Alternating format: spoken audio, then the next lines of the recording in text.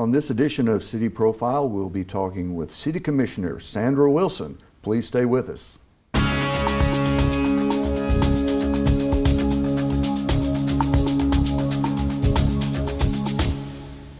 Hello and welcome to City Profile. I'm Tom Butler, and today on the show I have somebody that I've known for a long time. We were discussing it before the show. This is City Commissioner Sandra Wilson, and you worked at this college where we are recording today in the 80s? I don't want to say when, Tom. Okay. Well, I mean, it could but be yes, late I did. 80s, yes, or it could be early. But in the beginning of my career, I was here for just a year, but I was here as a public relations and alumni affairs director. And it's funny how things come full circle, because that year I pushed so much to get more people to attend the basketball games.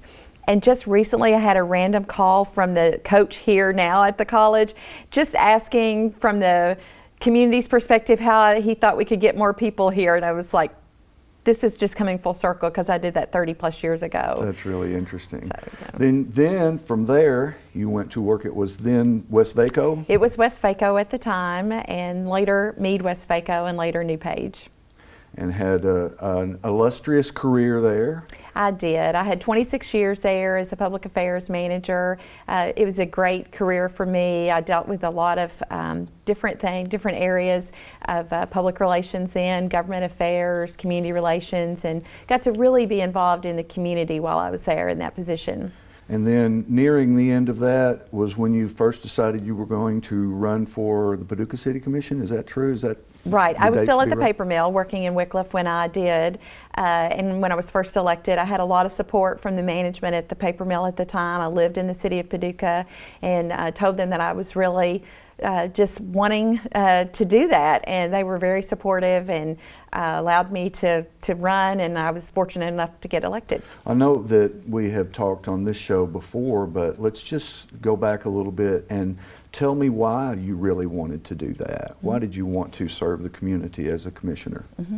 You know, I have to think back on that now, but I had always been very involved in the community and very active in a lot of different areas. I was very active with the chamber. I was very active with Paducah Economic Development. And one of the, I think, the deciding factors that helped me to want to run is when I was very involved in getting Murray State's the new campus here in Paducah. And I was appointed by the Murray State Board of Regents, along with some other folks in Paducah, John Williams Sr., Rex Smith, Dr. Manchicotti. We were local representatives on a task force to determine the path for Murray State, which was the best route for them to go in our community. And through that, we decided a new campus was the best thing. And so later, we ended up going to the City Commission. We went to the McCracken County Fiscal Court, back and forth, and got their support to bond that $10 million, which allowed us to have the new Murray State building here. So through that process, I just looked across the table at the City Commissioners and at the Fiscal Court, and it really made me want to be on that side of the table, helping to make those decisions. And this, we're in 2017, but you took office for how many terms this January? This is my third term as a city commissioner, yes, and I've been very fortunate to be reelected, and this is my 5th year, so I'm just really excited. You were elected as Mayor Pro Tem. I was. Which means you got the most votes, right? I did this time, yes I did. Well, what do you attribute that success to? I mean, obviously people like what you do. What do you think? Well, thank you. I just start by saying thank you, and thank you to the voters. I worked really hard in this last campaign to be at as many places I could be. I did walk some of the city, but unfortunately I wasn't able to walk all of it. I do work full time. I've just worked as hard as I could to be as many places. So I appreciate the support from the community. Well, obviously they do support you, and you said you work full-time. You are the president and CEO of the Paducah Chamber. I am. And so that makes you, I would say, uniquely qualified to talk about our business community. And when politicians talk, many times they talk about jobs and they talk about business. How does being a part of the chamber help you when you're looking at that with business issues as a commissioner? You know, I think it really gives me a unique perspective because I've talked to business owners and developers and things that are going on in the city that will help us to grow. I mean, whether it's a small business where it's an entrepreneur that's just pouring his heart and soul and even sometimes their life savings into making their dream come true by starting a business. And then to those that are helping to recruit other businesses here, help our businesses to expand. It's just a kind of a unique perspective, but I really feel like our community and our citizens, we're dependent on our businesses. That's who pays our bills. That's who allows us to buy our homes and buy our cars. That's having good jobs with benefits. And so I really want to do everything I can to help those businesses to succeed because ultimately that's what helps our citizens to succeed. Well, could you give the commission a grade on how business friendly you feel like you are? You know, just recently we had a big ribbon cutting for a new business that had come to town. It has a major development here, a big apartment complex. And I asked the developer and I asked the builder, and they were both from out of town. Did they have any problems here? And they both looked at me and said, no more problems here than we would have in any other community. And I looked at them and I just said, do you want to elaborate on that? And they said, we just want to tell you that we were fine, that everything was good. Now, I know that our local citizens sometimes when they're building or having things, having construction, that they run into hiccups that they're not expecting. And so I do think always we can roll out the red carpet to our local citizens as much as we can. We can help guide them through the process if they're building, if they have reconstruction, anything that we can do to help them, I believe that we should.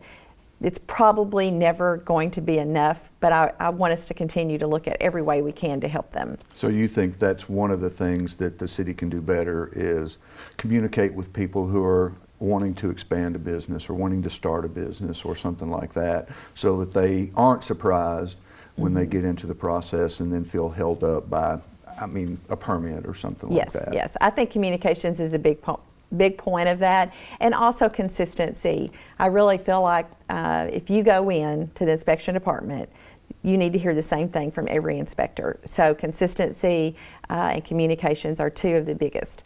You know, we really try to work with developers. Sometimes I do get calls needing some advice. I'm always happy to try to help them better understand the process.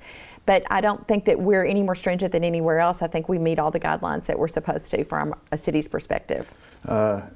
How would you assess the health of our business community? You think we have a healthy business community in Paducah?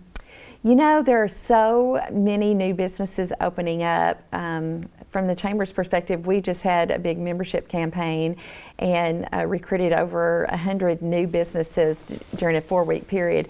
When I look at the names of those businesses, they are new businesses, many of them that have opened up within the last year to 2 years.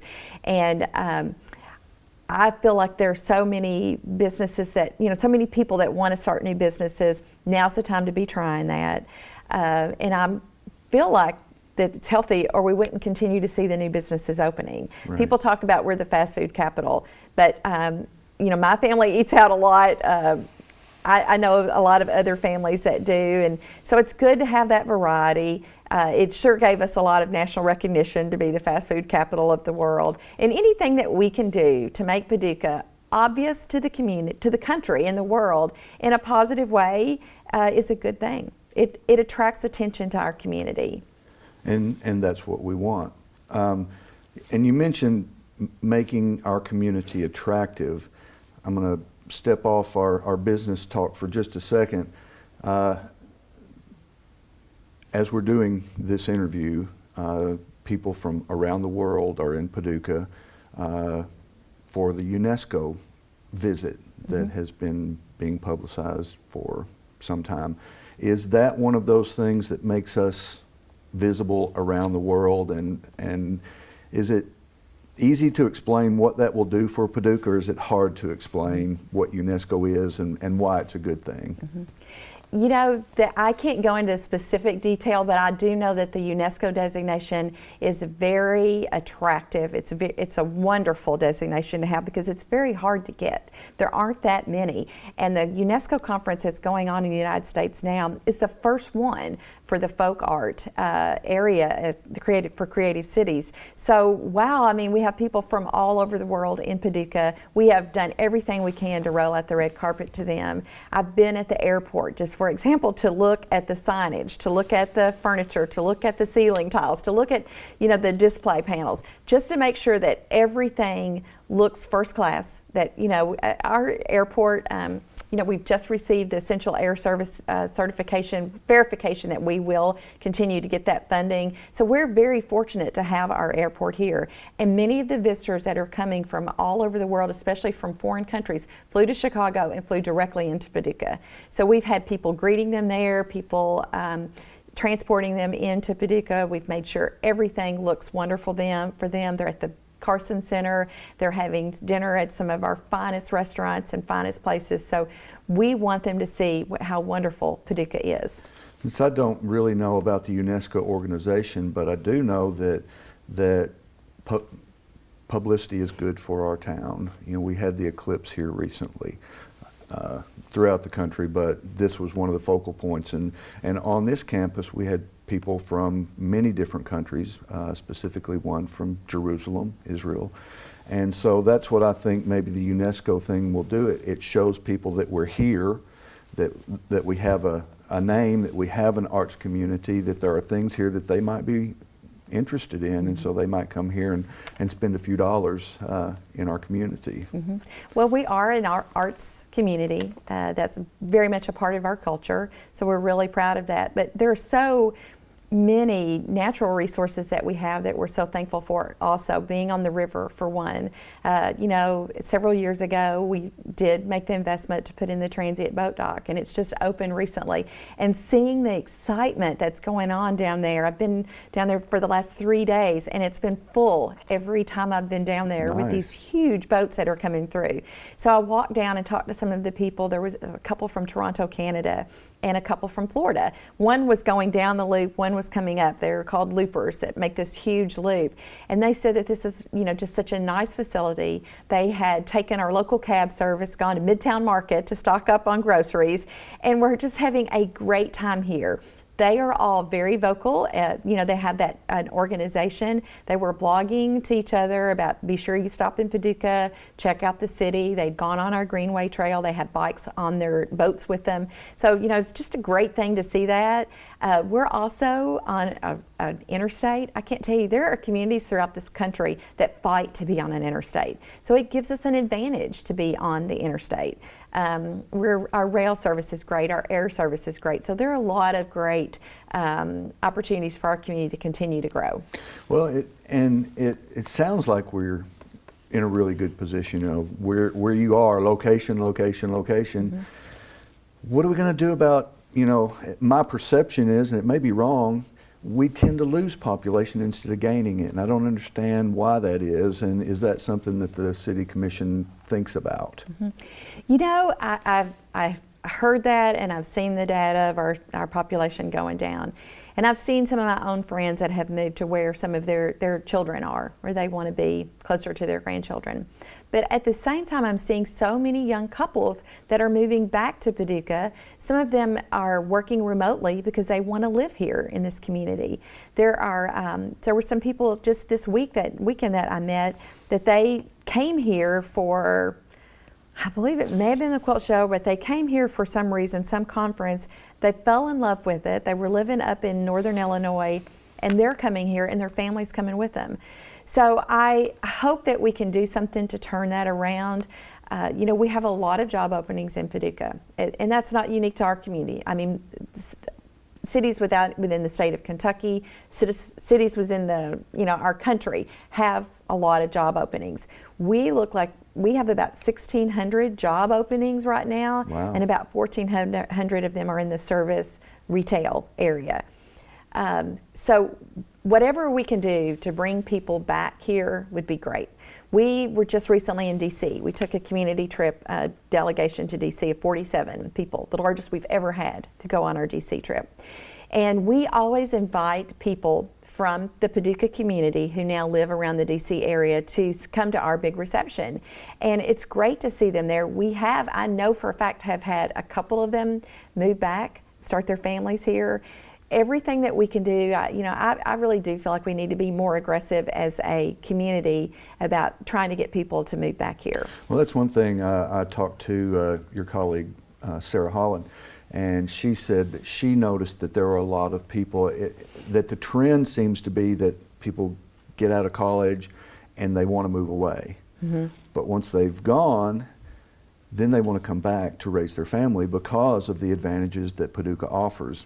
Low cost of living, not as hectic a lifestyle as you might find around a big city, and traffic. Mm-hmm. You can get almost anywhere you want to go in 15 minutes. And mm-hmm. for a lot of people, that's a big deal. We do have a lot of amenities here. We have a lot of entertainment. We've talked about restaurants before, but beyond fast food restaurants, we have a lot of great locally owned restaurants. The farm to table, the Italian, the seafood, all of those that give you just such a variety of food selection, which becomes part of your entertainment. We have a lot of new breweries. We're with our Carson Center, our Market House Theater, all of our museums. Just this weekend, on a Friday night, I was down at the transient boat dock seeing all these people come in. On Saturday, we had the Dragon Boat Festival to benefit the River Discovery Center. Huge crowd down at our riverfront. That night, there was a big concert to benefit the Easter Seal Center at the Carson Center. Sunday, we had the UNESCO gathered at the Maiden Alley Cinema. Last night here on the campus of your college, we had Stephen Curtis Chapman, who's a Paducah native, come back to do a fundraiser for our community kitchen. So all just in one weekend. What great entertainment we had, choices, all very affordable too. Those same concerts, if you went to those in some of the bigger cities, you'd be paying double the ticket price. If you went to dinner before that, you would have to really work on your transportation and then pay for your parking to get to those concerts, and pay probably double to triple what you paid to go to those concerts here in our town. And that's one of the things that sometimes it doesn't make sense to me when I hear some young people talk. They say there's nothing to do here. Yeah, there's so much to do. Just open your eyes and be open-minded about the entertainment that you might want to participate in. Our parks and recreation, they have a lot of adult leagues going on with softball, baseball, soccer, all kinds of things going on. Well, not only that, the parks, other parks. We got a new health park that is just opened up. Dog park for your dog. There's a lot of things that don't cost you anything to go to, and you can take your family, you can ride your bikes, you can do a lot of things like that. So it seems like we offer a lot to me. Yeah. Well, the dog park is really cool. It has lights now, so you can go out there during the winter with your dogs at night if you need to. I think we're probably going to need to look for an additional dog park location, possibly downtown at some point, as we get more people living downtown, because I see them all over walking with their dogs. So I really think it would be a great service we could offer if we could develop some kind of dog park down there. I'm not saying we're going to, I just think it's something that we should look to do. The Greenway Trail now is just so cool. It's really nice. We're looking at, we are going to continue to expand it all the way downtown to loop around. We're looking at other ways to help be more fit. The health park is just really kind of getting started.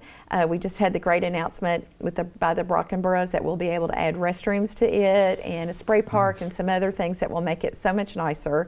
You can't really take your kids there if you don't have some restrooms. So I know we have the portable toilets there now, but I want to get permanent there. And then our tennis courts are going to be resurfaced. We have a building coming for that that should be installed this fall. So really, some great recreational activities for our citizens. And you've been working on a riverfront project for several years now, and it's coming together down there, and it's a really cool place to go along with the transient boat dock. But, people are drawn to the water, and so you're making it a nice place to go down there. Yeah. We have about 9 or 10 minutes left, and I'd like to go back to talk about business just for a minute.